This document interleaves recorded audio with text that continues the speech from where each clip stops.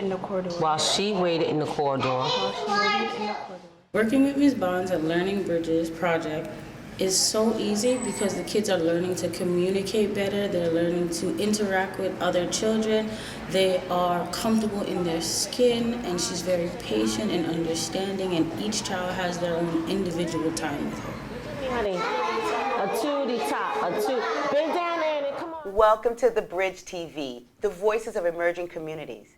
I'm your host, Dorinda Angelucci. Today I'm with Dr. LaTisha Bond, the CEO and founder of Learning Bridges NYC, a nice educational community and resource center here hosted at the Bridge Multicultural Project.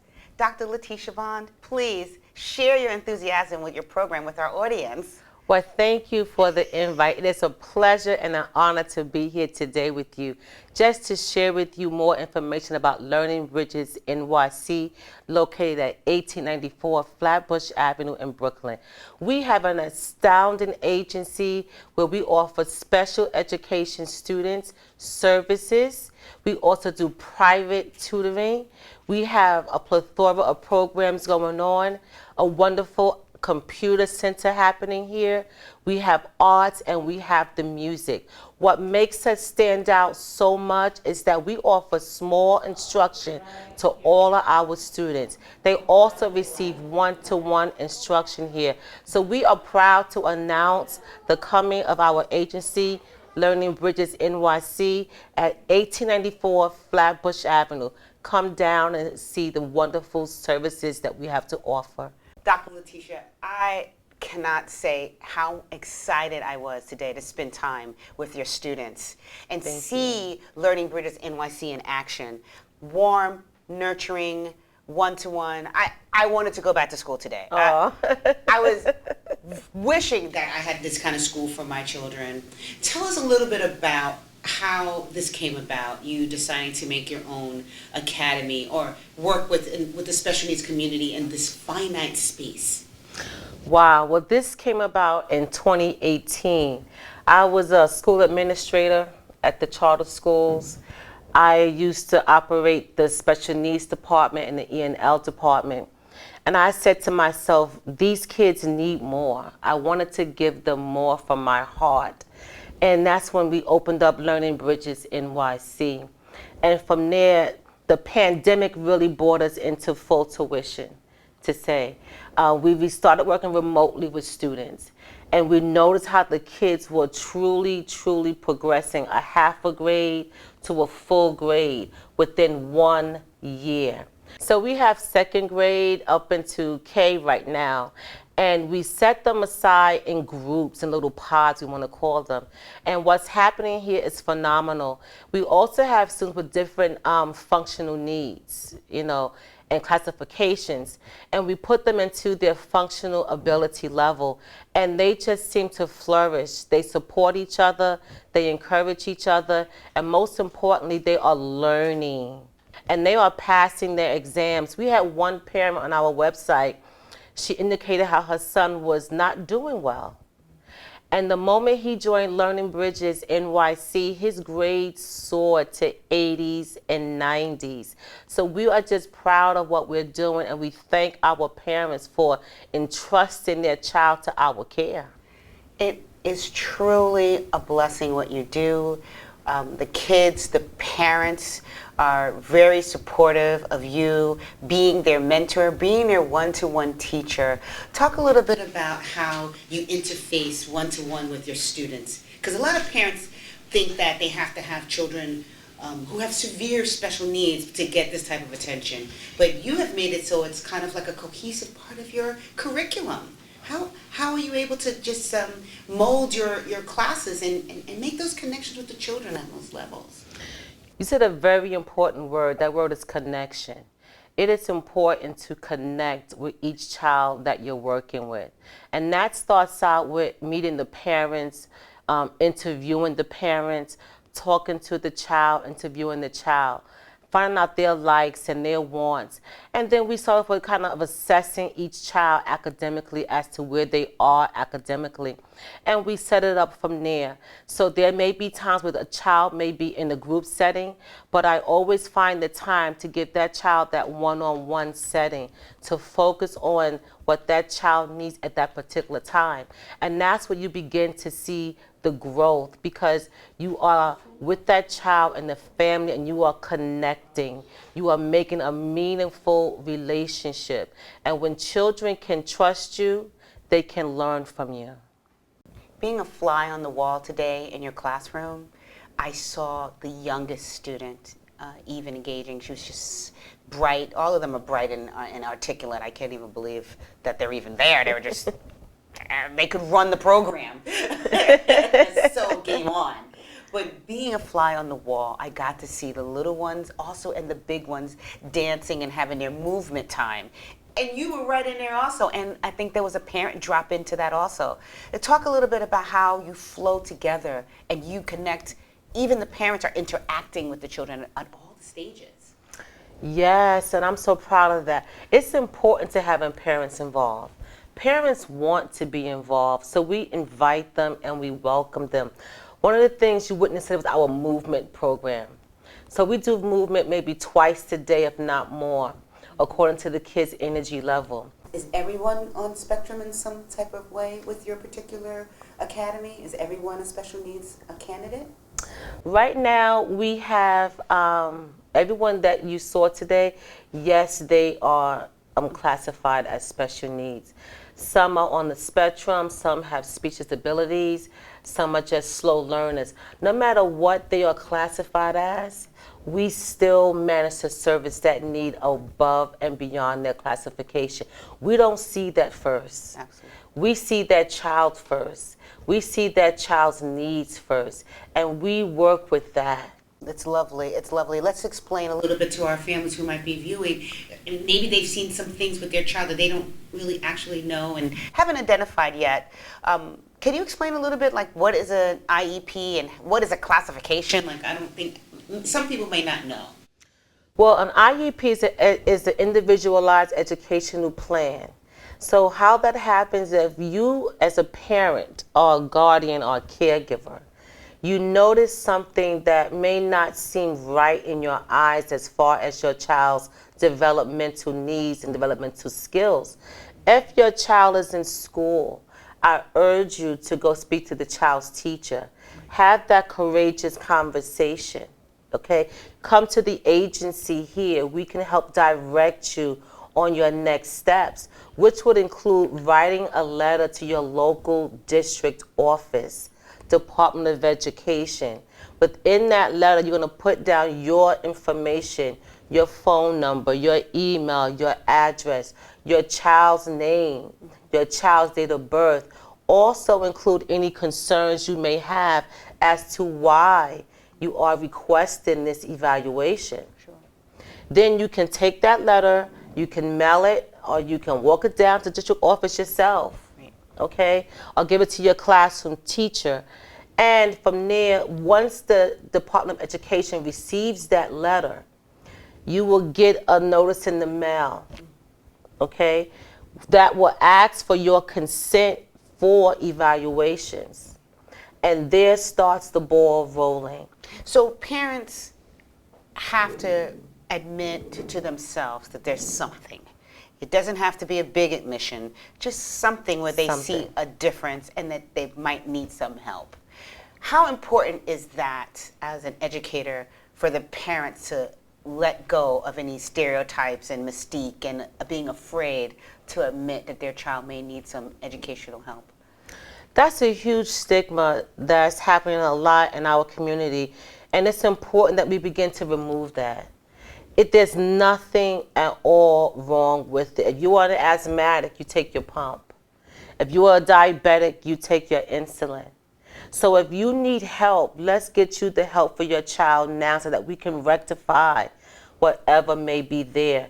Your child does not have to grow up struggling in reading, struggling in math. There's help out there for you. Get the Board of Education involved. These services and programs are free to you.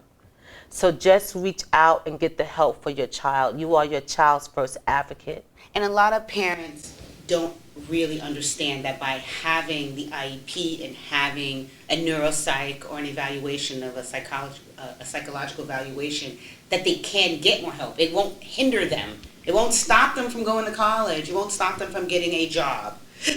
Absolutely. And you know, people are so afraid, oh, my child can't get into college. I hear that all the time. Who said that? When on college campuses, there's an office that your child can go to Disability Services. Yes, to get the support that they may need. As something as simple as audiobooks, which we use every day through Kindle. I think a lot of parents, I just said a word, the disability word. I think people still are stuck on disability, meaning a wheelchair. They're, that type of handicap. A disability still is a form of an educational disadvantage, I guess is the best way to say it. And by recognizing that your child falls under this disability category, they are privy to lots of help and resources under the disability category. Yes. They don't need a wheelchair, but it's still a disability. Explain to everybody also what is a neuropsych. I said that casually, but I don't know if everybody knows what a neuropsych is. Well, I tell all my parents, if there's a suspicion of your child not learning according to what you feel they should be learning, go to the pediatrician. Ask for a neuropsych. The neuroeval deals with the brain and the brain functions. It helps to clarify a social, educational, or a psychoeducational evaluation. So those two go hand in hand. So the educational piece of it is the accommodation part, what your child may need to help them succeed in the classroom. But the neuroed tells us exactly what's going on in the brain. Right. Now, and I don't mind sharing with this, I am the mother of a child who is on the spectrum and has a neuropsych, and he has an IEP with the DOE. I've been through all of these things, and I was fortunate enough to listen to my nursery school teacher and start this process for my kid. And it has been a game changer. And, the child has been getting so many resources. And it doesn't matter of your financial background. I think that's another piece that parents are a little bit of a stigma to. Does it mean I don't have the money? Will I be stereotyped as a parent? And it does not. This is not about a financial thing. You could be a working parent, you could be an educated parent, but if your child is a child that needs services, he needs services, period. That's it, period. And it's our government right to get an education. And this falls under that. So if people can get this in their head, that our society of America claims that everybody gets an education that free and appropriate education. Free and appropriate education, you get that. If your child cannot get that education and he needs services, then he gets additional stuff. But you need the neuropsych and you need IEP, especially if you're in the state of New York, to work together to get these services. Yes. I just wanted to make sure that we both said that so that people are not guessing where to start. So what happens is the Board of Ed will come out to your home and do an evaluation. And then that will help determine the eligibility for services. So what does that look like? Your child has to score at least 2 SDs below grade level in order to classify for eligibility for IEP. Okay. And to receive services. But they're out there. Don't be ashamed to go get what's yours. Please. Let's go back one more time. I was looking at kindergartens and first grade. What about before, if the baby's an infant, you're a new mother and the baby's crying a lot, the baby's not responding to you talking, saying, babbling. What are the recommendations at that stage, do you remember? Again, talk to your pediatrician. Your child can qualify for EI, which is called Early Intervention Services. So they can come out to your home immediately and help assess your child and determine what's happening. Okay, now Why is my child crying for 20 minutes at a time for no reason? Or was my child not saying mama, dada, or my child not walking? There's services out there. Get your child evaluated. It can start with as early intervention from birth. 100%. 100%. I was lucky. We noticed that the child was not saying mommy, daddy, like you said, babbling, but very happy, completely content child. And because of this, noticing this, I took him to get an ear examination at the pediatrician. She didn't catch it because they just listen a little bit. So I said, no, it's my family's chatty catties. Everybody's talking at 18 months. You know, pretty much spelling her name. So when this kid wasn't a chatty catty, we were like, something's wrong. Know your family. You That's gotta know your it. history. So I went on and I took him in for a more intense hearing aid, and sure enough, he wasn't hearing. He was hearing underwater. So he had to get the tubes and putting the ear tubes in. Then he could hear, and then it went into the early intervention speech. Yes, Right. exactly. But it was a gut instinct. Your kids are supposed to be babbling, and if you don't hear it, it's okay. Something's a little wrong, and it can be caught. It really can be caught. Yes. Early prevention is the key. Early detection is the key. Yes. Talk a little bit about your teenagers upstairs. Oh, I love them. My teenagers, wow, their hormones and everything else, but it's a sweet thing because at one time in our life we were both teenagers. So I can relate to all that they're going through and what their parents may be going through. But I love them because you can reason with them. You can talk to them. Some of our kids are actually homeschool students. A lot of our kids are homeschool students for a plethora of reasons. And with that being said, some of them were actually, are with us because in public schools they were being bullied. Okay? They had a huge class size. So it was hard to gauge where they were academically in the midst of peers of 30 kids in the classroom. So when they come here, they get that one-to-one attention, and they're not ashamed to say, I need help with this. I don't understand this. So we go over to the side and we work on it together. And even amongst their group, they will say, can you help me amongst each other? And it's the sweetest thing to see. The sweetest thing to see. So I just really, really love my teens. I saw they came in fired up. I've never seen teenagers run in the room and everyone was hugging you and happy to whip out their computer and get it going. And they want to work. They wanted to work. They really do want to work. They want to learn. But they themselves have a stigma of, oh, I'm a special need, or they're up to letter A, D, and I'm only up to letter A already. So they feel it in the classrooms. And then here it's a safe, nurturing, loving environment. It's okay. You're here to get better, Do most of your students stay until they come to a place where they feel they go back to mainstream school? Or right now, what are you thinking is the pattern of course for your students? Well, right now we have longevity with our students, which I'm proud to say. Our tutoring population, some of them go back to regular school without the tutoring anymore, and that's a good thing. For example, we had one student who was with us, and her writing and her reading improved so much that the school was like, well, it's time for her to stop the tutoring now. She was up to grade level. Within 1 year, we had a half a grade. The next year, she was on grade level with her reading and her writing. I'm like, Mom, we would love to keep her, but let her become independent on her own now. She has the tools, she has the skill base. So within 1 year, to see her grow like that, it was totally mind-boggling. Beautiful to see. So we but for the most part, we have our students for a while. We have longevity with our kids, our homeschool kids. Lovely. So do they still do homeschool, or they just come here to do their homeschool lesson? They log in to their homeschool lesson that's already designed. Here's the thing about it.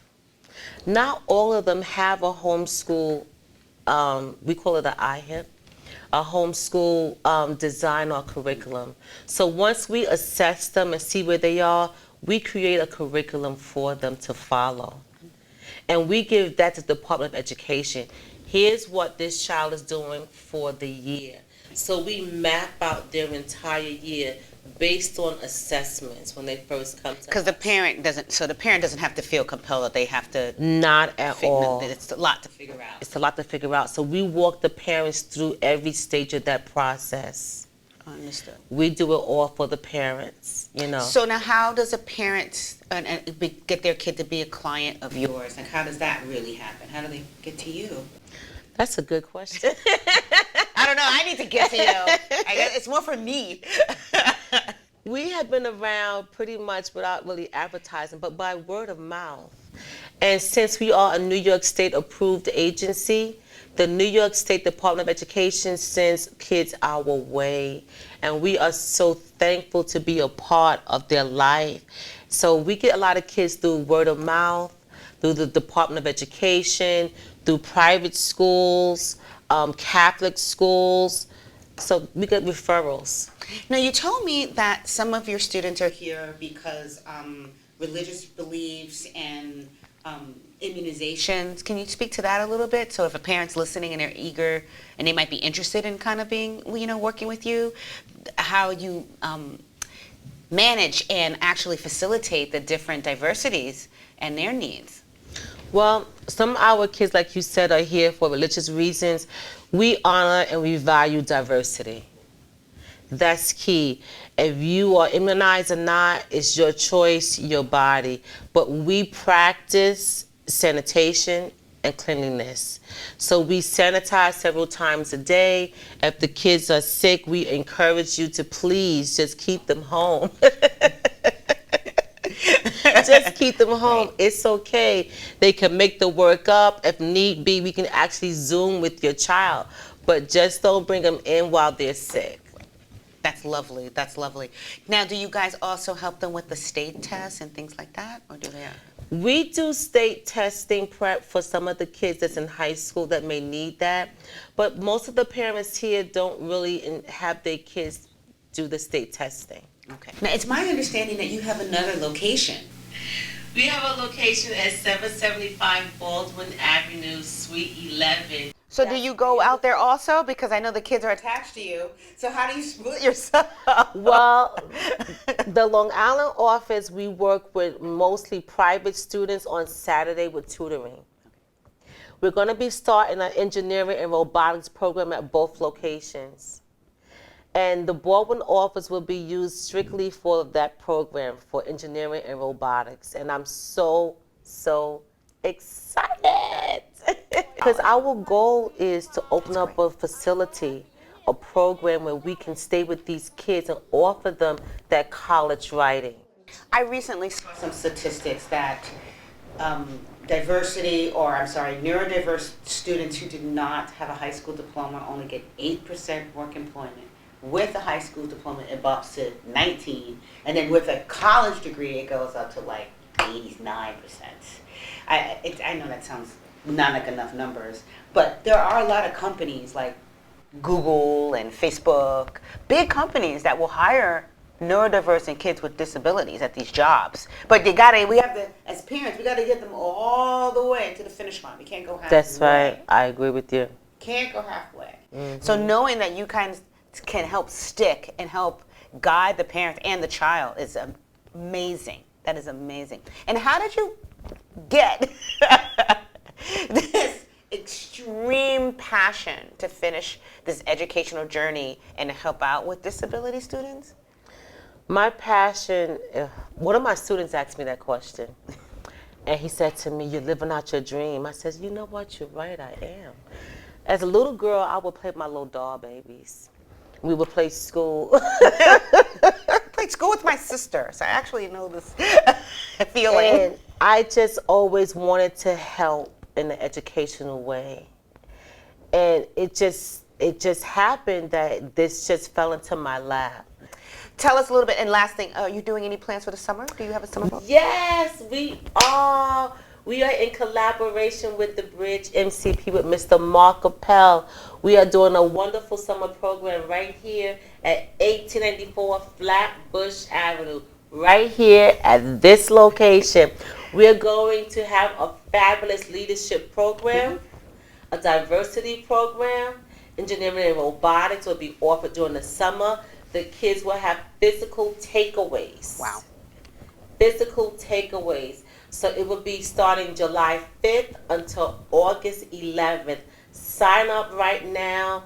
Call us 631-806-3760. You can email LaTisha, LaTisha, at Learning Bridges NYC. You can even email NYC.com.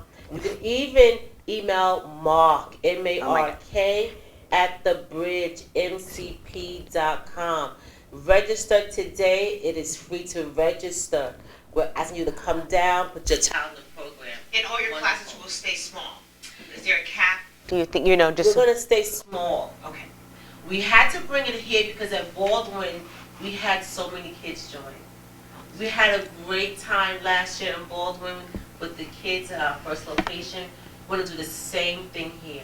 Are you guys looking for any help, volunteers, educational, academic support? Or what are you looking at? Well, yes, we are. We are in the need of speech pathologists. We are in the need for counselors, OT, and PT therapists. Come on down. We are in the need of you. There's students right here that need to be serviced. So we're looking for you. We need some summer youth help as well with our students that we are going to have. So come on down, 1894 Flatbush Avenue.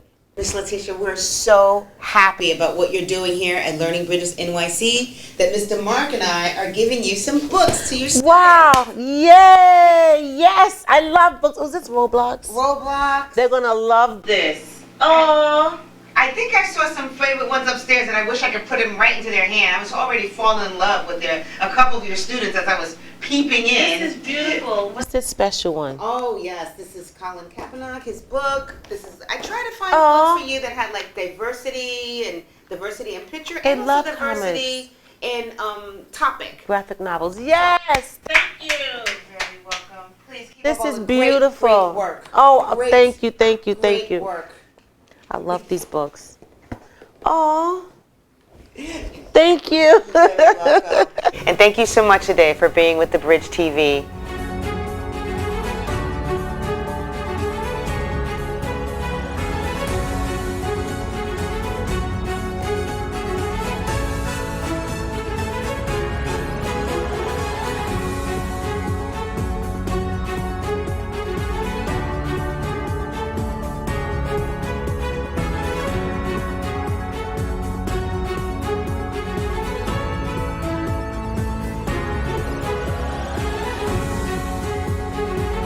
Hey, I am Dr. LaTisha Bond, and I'm here recording at the Bridge TV channel station. What an honor, what a privilege. It is going down right here at the Bridge this summer. Learning Bridges is offering a wonderful program with the Bridge MCP for our summer program. Bring your kids down. One and all, please come. Let's have a ball together. Bam, bam, bam, bam.